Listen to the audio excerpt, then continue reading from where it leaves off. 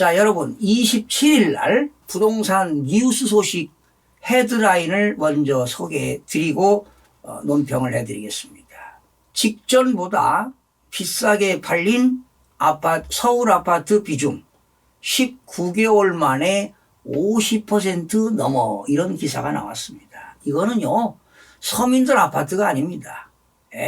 고가 아파트 20억, 30억, 40억 가는 고가 아파트 기준이기 때문에 일반 중산층이나 서민들한테는 큰 의미가 없다고 보는 겁니다. 강남 집값 꿈틀, 서울 집값 바닥 찍었나, 이런 기사인데요.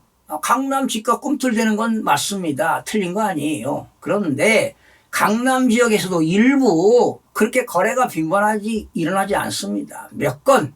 그러니까 가격이 너무 그동안 떨어졌는데 떨어진 가격에 비례해서 좀 가격이 뭐 1억씩 또 2, 3억씩 상승했다고, 이런 기사가 나오는데 이거 여러분들 여기에 현혹되면 안 됩니다. 그 다음에 노도강 집값도 일제히 상승했다. 여러분, 노도강이 어디입니까? 노원구, 도봉구, 강북구가 되겠는데, 이 노도강 지역은요, 영끌족들이 많이 투자했던 지역인데 지금 아직 그렇게 거래가 빈번하게 나타난 건 없습니다. 지난 5, 6월 달에 뭐 거래가 좀 반짝 발생했는데요, 전혀 그렇지 않습니다. 그리고 전국 집값 2주째 또 올랐는데 지방은 14개월째 계속 하락하고 있다. 뭐 지방은 계속 지금 떨어지고 있는 건 마찬가지인데요. 이건 어디까지나 한국부동산원의 통계상에 나타나는 기사라고 보시면 되겠고요. 그 다음 엘리트. 이 엘리트는 잠실동에 있는 아파트를 말합니다. 국민평형 85제곱미터 이하 이제 24억 육박. 부동산 바닥론 실었나, 이런 기사가 나왔는데, 여러분 이런 기사들을 보면서 집 없는 서민들, 무주택자들은 조급해지거든요, 마음이. 그러나 전혀 그런 생각을 가질 필요가 없다고 봅니다. 지금 시점에 주택가격 상승은요, 기술적인 반등일 뿐입니다. 이제 계속 집값이 떨어지다 보니까 이제 실수요자나 아니면 투기 세력들이 야, 지금 매수 타이밍이 아니냐 하고 사들이다 보니까 가격이 좀 반등을 했는데요, 아직 멀었다고 보는 겁니다. 지난 5월과 6월에 서울에서 거래가 급증한 건 사실입니다. 심지어 초반에만 해도 한 달에 한 1000건 정도 거래가 발생했는데 지난 5, 6월 달에는 무려 3000건 이상 거래가 발생했으니까 그래도 공급이 더 많습니다. 수요보다 공급이 더 많다는 사실입니다. 그래서 이렇게 5, 6월 달에 가격이 올라간 것은 급매물이 소화되다 보면서 급매물이 소화되다 보니까 아무래도 이제 매수 가격이 좀 올라갈 거 아니겠습니까? 그래서 반등한 것으로 보시면 되겠고요. 그러나 이달 7월에 들어서서 지금 거래는 완전히 소강 상태라고 보시면 되겠고요. 사실은 7월과 8월은요, 완전히 주택 비수기입니다. 비수기. 그리고 앞으로 매도 물량이 계속 쏟아져 나오기 때문에 매수자 우위시장이라고 보시면 되겠습니다. 그렇다고 여러분 영끌하시면 절대로 안 됩니다. 여러분들도 아시다시피 부동산 가격은 사이클이 있습니다. 침체기가 있으면 반드시 하락기가 있고 계속 하락하는 거 아닙니다. 하락기가 있으면 회복기가 있기 마련이고 회복기가 있으면 상승기가 있기 마련인데 지금은 하락기와 회복기가 지금 왔다 갔다 합니다. 그러니까 하락기에서 회복기로 진입했다가 다시 하락이 올 수도 있다는 것입니다. 그래서 지금 시점은 하락기를 지나서 회복기 진입했다고 보는데요, 다시 하락기를 맞을 수도 있습니다. 여러분 지금 한국 경제가 상황이 만만치가 않습니다. 심상치 않습니다. 자칫하면 내년 상반기까지도 계속 하락할 수 있습니다. 그래서 지금은 하락기와 회복기라고 하지만 하락기에서 회복기로 갔다가 다시 하락기로 갔다가 뭐 회복기에서 일부 상승기로 갔다가 다시 회복기로 갔다 다시 하락기, 계속 왔다 갔다 하는 그런 반복 시장이 될 거라고 봅니다. 결론은 부동산 뉴스에서 나오는 그런 기사들에 너무나 현혹되시면 안 되고요. 성급하게 대들면 절대로 실패합니다. 그런데 꼭 대출을 받지 않고 자기 자본, 여유 자금이 있어가지고 자기 자본으로 내 집 마련을 하는 사람이라면 극히 드물겠지만 지금 당장이라도 매수해도 크나큰 문제가 없습니다. 왜? 이자 비용이 안 나가니까요. 그러나 대출을 받아서 내 집 마련을 하는 사람들이라면은 지금은 안 됩니다. 대출 이자가 올라갑니다. 여러분, 어제 미국에서 기준금리를 0.25% 인상해가지고 5.5가 됐잖아요. 상한. 우리나라는 현재 3.5인데 2% 차이가 납니다. 2%. 제가 한 보름 전에 한미 간의 격차가 2% 날 거라고 제가 이미 방송을 해드린 적도 있습니다. 예.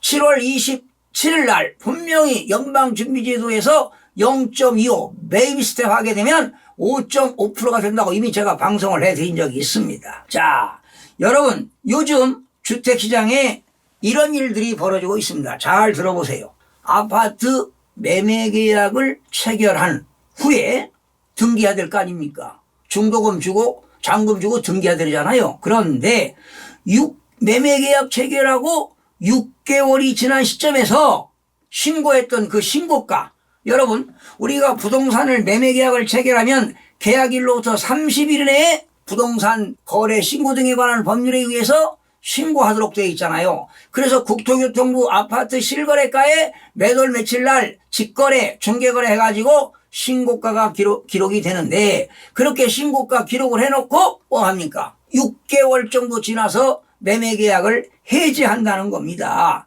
그게 2023년 1, 4분기에 무려 6개월이 지나서 매매계약을 해지한 그런 비율이 44.3%에 달했습니다. 그러니까 신고가로 계약된 전체 아파트 거래액의 절반은 나중에 취소했다는 의미가 되는 겁니다. 그래서 여러분 올해부터 부동산 거래 신고 등에 관한 법률 규정에 의해서 이렇게 매매가를 허위 신고하게 되거나 또 허위 신고해놓고 매매계약을 해지하는 경우는 3년 이하의 징역, 3천만 원 이하의 벌금에 처하도록 올해 개정이 됐습니다. 올 4월부터 시행했잖아요. 이제 몇 개월 안 되는데 더 강하게 처벌해야 됩니다. 자, 여러분 신고가 해제는 매수인이 사겠다고 계약했다가 자금이 부족하면 매매계약 해지할 수 있습니다. 또 가격이 올라가는 상황 속에서 매도인이 집주인이 어떤 변심을 해가지고 또 매매계약을 해지하는 경우도 있는데, 그렇게 하면 얼마나 좋습니까? 그런데 상당수가 조작에 의해서 집값을 띄우기 위해서 그렇게 신고가를 신고한다는 거 아니겠습니까? 예? 이런 것들이 걸리다 보니까 부동산 거래 신고 등에 관한 법률에 의해서 올해부터 4월부터 뭐 하겠다는 거예요? 3년 이하의 징역, 3천만 원 이하의 벌금에 처하겠다. 그러면 징역은 안 하고 벌금만 보니까 2억 3억씩 벌어가지고 3천만 원 벌금 내겠다는 거 아니겠습니까? 대단한 사람들이죠. 그래서 벌금 말고 그냥 징역 형태로 해야 됩니다. 그래야 이런 일들이 없어요. 그러면 여러분 가령 아파트 시가가 10억입니다. 그런데 누군가가 허위로 12억에 신고했어요. 그래서 국토교통부 아파트 실거래가에 12억에 신고가 됐어요. 아, 그러면 지금 시세가 12억이구나 하고 누군가가 어떤 매물이 나와서 11억에 나와서 그걸 샀어요. 그런데 지금 12억은 허위 매물입니다. 허위 신고한 거예요. 그러면 나는 11억에 산 사람은 1억 더 비싸게 주고 산 거예요. 결과적으로 호가는 12억으로 이미 오른 상태입니다. 그러나 11억에 추종 매매한 수요자는 뒤늦게 상투를 잡은 것이다. 1억을 더 비싸게 주고 산 거예요. 얼마나 손해입니까? 우리가 회사를 다녀도 연봉 1억 벌기가 쉽습니까? 그런데 그 직장만 하면서 1억을 비싸게 주고 샀어요. 1억이면 괜찮아요. 2억 3억을 비싸게 주고 사면 되겠습니까 말이? 자, 그러면 전국 주택가격 한번 살펴보겠습니다. 7월 24일 기준입니다. 전국적으로 매매가격은 0.02% 올랐는데요. 지난주도 0.02% 올랐죠. 상승폭을 유지했습니다. 수도권은 지난주 0.07인데 이번 주 0.06으로 수도권은 상승폭이 축소되었습니다. 서울은 0.07에서 0.07 상승폭을 유지했습니다. 지방은 떨어졌죠. 마이너스 0.03에서 이번 주는 마이너스 0.02%로 하락폭이 축소되었습니다. 시도별로 살펴보니까요. 세종은 0.25% 올랐습니다. 가장 많이 올랐습니다. 서울은 평균 0.07, 경기 0.06, 인천 0.05는 상승했고요. 울산은 0.00 부합이 됐고요. 제주는 마이너스 0.07 하락, 전남 마이너스 0.06 하락, 부산도 마이너스 0.06 하락, 전북 마이너스 0.03 하락, 광주 마이너스 0.03 하락했습니다. 자, 공표 지역입니다. 전국적으로 176개 시군구 중 상승 지역은 지난주 75개에서 74개로, 보합 지역은 12곳에서 10곳으로 감소했고요. 하락 지역은 89개 지역에서 92개 지역으로 증가가 되었습니다. 자, 서울 지역은 가격 회복 기대 심리로 인해 매도인과 매수인 간의 희망 가격 격차가 커지는 거래는 관망세를 보이고 있습니다. 그러니까 매도인은 비싸게 팔려고 하고 매수인은 싸게 살려고 하니까 거래가 안 되는 거예요. 일부 선호단지와 개발 호재에 영향이 있는 지역 중심으로 추가적인 상승 거래가 발생하면서 전체 상승폭이 지속되었다. 이런 건데 지금 서울 거의 거래 없습니다. 지금 사면 절대로 안 됩니다. 자, 강북적입니다. 14개 구 중 0.06% 올랐는데요. 마포구 0.16, 성동구 0.12, 동대문구 0.10, 장안동, 용두동 위주로 올랐네요. 용산구 0.09, 이천동, 한남동 주요 단지 위주로 상승하면서 강북적 전체 상승세가 지속되고 있다. 그런데 거의 거래가 없습니다. 자, 그러면 제가 성동구에 0.12가 올랐어요. 금호동과 옥수동 주요 단지가 올랐다고 하는데 거의 거래가 없습니다. 자, 제가 성동구 금호동 1가 금호 삼성 레미안 전용 면적 84.45제곱미터 조사해 봤습니다. 2021년 10월 13억 6천만 원에 최고점을 찍었습니다. 그리고 지난해 2022년 1년간 한 건 거래가 없었습니다. 한 건도 없었어요, 거래가. 1년간. 그런데 올해 6월 달에 12억 원에 한 건 거래가 발생했습니다. 한 건. 그리고 거의 거래가 없습니다. 여러분, 지역마다 차이가 있겠지만 거래 상황으로 보면 회복기에 진입했다라고 볼 수가 없어요. 거래가 없다니까요. 그러니 실수요자가 지금 이거 12억에 사면 되겠어요? 안 돼요. 10억 이하로 떨어져야 됩니다. 8억, 7억까지 떨어져야 돼요. 이거 안 돼요. 이거 안 됩니다. 실수요자 입장에서는 절대로 서두르면 안 됩니다. 그러면 6월 달에 12억에 산 사람 나중에 가격 10억 이하로 떨어지면 몇 억 손해보는 거예요. 서두르면 안 됩니다. 지금. 강남 살펴보겠습니다. 강남 11개구 0.08% 올랐습니다. 송파구 0.14, 신천동, 잠실동 주요단 위주로, 양천구 0.12 올랐습니다. 목동, 신정동 구축 위주로, 강동구 0.11 올랐어요. 상일동, 고덕동, 신축 위주로, 강남구 0.09 올랐어요. 압구정동, 대치동 주요단지 위주로 상승하는 등 강남 전체 상승폭이 확대되었다. 이건 어디까지나 수치라니까요. 자, 제가 강남구 대치동 개포 우성입니다. 우성아파트 1단지 전용면적 84.81제곱미터를 제가 조사해 봤습니다. 2017년 7월입니다. 7월 17억 8천이었습니다. 그리고 2021년 12월에 최고점을 찍었어요. 31억 8,500만 원. 그런데 34억까지도 거래가 됐는데 매매계약 해제됐습니다. 그러니까 최고점이 아니란 얘기죠. 매매계약 해제됐으니까 31억 8,500만. 그러면 여러분 2017년하고 얼마가 올랐어요? 14억이 올랐어요. 이게 거품이지 말이 되겠습니까 이게? 그리고 2023년 4월에 26억 9천만 원 떨어졌죠? 5억이 떨어졌어요. 그러면 14억이 오르고 5억이 떨어졌어요. 이게 떨어진 겁니까 이거? 그런데 올해 7월 달에 누군가가 29억 5천만 원에 샀어요. 그런데 한 건 거래가 발생했는데 이거는 아직 정확한 내용은 아닙니다만은 실수요자가 매수할 수도 있고 이렇게 신고해놓고 매매계약을 해지될 수도 있기 때문에 이 가격은 정상적인 가격이라고 볼 수가 없다는 거예요. 그리고 제가 볼 때는 주택가격이 너무나 고평가되었습니다. 그래서 저는 지금 30억 이상이 올라갔지만 2017년 7월 가격까지 떨어져야 됩니다. 그러면 16억, 15억으로 떨어져야 된다는 것입니다. 그러면 지금 얼마가 떨어집니까? 10억 이상 떨어져야 돼요. 10억 이상. 여러분, 그런데 집 한 채를 지니고 여기 사는 분들이 있어요.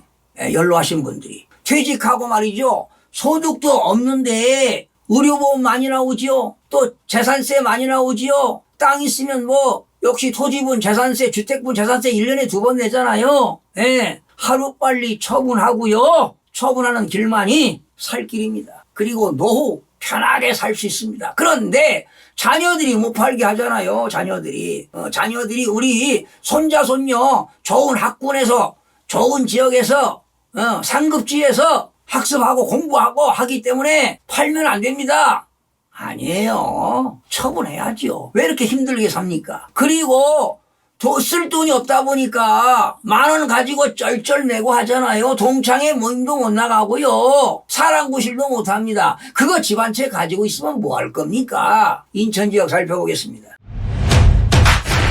지난주 0.08 올랐는데 이번 주 하락폭이 축소됐습니다. 0.0으로 떨어졌습니다. 미추홀구는 마이너스 0.08 떨어졌어요. 신규 입주 물량 영향으로 주한동, 하익동 위주로 떨어졌다. 계양구는 마이너스 0.04 떨어졌습니다. 작전동, 효성동 구축 위주로 하락했다. 중구 올랐네요. 0.24. 운서동, 중산동, 주요 단지 위주로 몇 건 거래 발생하니까 올랐다고 보는 거예요. 연수구 0.2% 올랐습니다. 정주, 여건이, 양호한, 성도, 신도시 위주로 남동구 0.09 올랐습니다. 구월동, 서창동 위주로 상승하며 상승세가 지속되고 있다. 다시 또 떨어질 겁니다. 경기적입니다. 지난주 0.07 올랐는데 이번 주 0.06 상승폭이 축소되었습니다. 그런데 동두천 경기지역에서 위성도시 수도권이지만 과밀억제권이 아니고 성장관리권역이잖아요. 동두천은 의정부시는 과밀억제권역이지만 포천 동두천은 성장관리권역입니다. 경기지역에서 성장관리권역 지금 계속 떨어지고 있습니다. 0.29% 떨어졌네요. 지행동, 송내동 위주로. 의정부도 떨어지고 있어요. 수도권 지역에서. 입주 예정 물량으로 용현동, 금호동, 밀락동 위주로. 고양, 일산, 서구 마이너스 0.09% 떨어졌습니다. 주엽동, 일산동 위주로. 하남시는 좀 올랐습니다. 덕풍동, 신장동, 주요 단 위주로. 여기는 좀 교통이 좋다 보니까 좀 오르는 것 같습니다. 강남까지 출퇴근하는데 시간이 별로 안 걸리거든요. 성남, 수정구 0.40. 창곡동, 신흥동 위주로. 과천시 0.38 올랐습니다. 불임동, 중앙동, 선호단지 위주로. 화성시도 올랐어요. 0.38. 청계동, 한성동 위주로 올랐습니다. 지방 살펴보겠습니다. 마이너스 0.02% 떨어졌어요. 부산입니다. 지난주 마이너스 0.05, 이번에는 마이너스 0.06 하락폭이 확대되었습니다. 동구 많이 떨어졌어요. 마이너스 0.21. 입주 물량 영향으로 좌천동, 범일동 위주로 떨어지고요. 부산 진구 마이너스 0.16 하락입니다. 당감동, 전포동 구축 위주로. 사하구 마이너스 0.11, 감천동, 다대동 중저가 위주로 하락했습니다. 광주 지난주 마이너스 0.06, 이번 주 마이너스 0.03 하락했습니다. 서구 마이너스 0.06, 쌍촌동, 치평동 위주로. 북구 마이너스 0.05, 일곡동, 중서형 평형 및 용봉동 위주로. 남구 마이너스 0.05, 월산동, 봉선동 구축 위주로. 세종은 지난주 0.30인데 이번 주 상승폭이 축소되었습니다. 0.25. 나성동, 어진동, 보람동 위주로 상승하며 상승세가 지속되고 있는데 세종시도 지금 7월달 들어서 지금 거래가 거의 없습니다. 아마 8월달에는 거의 없을 겁니다. 그래서 제가 볼 때는 8월달에는 상승폭이 축소되거나 다시 하락이 되지 않을까 생각이 들어갑니다. 제주입니다. 마이너스 0.07, 이번 주도 마이너스 0.07.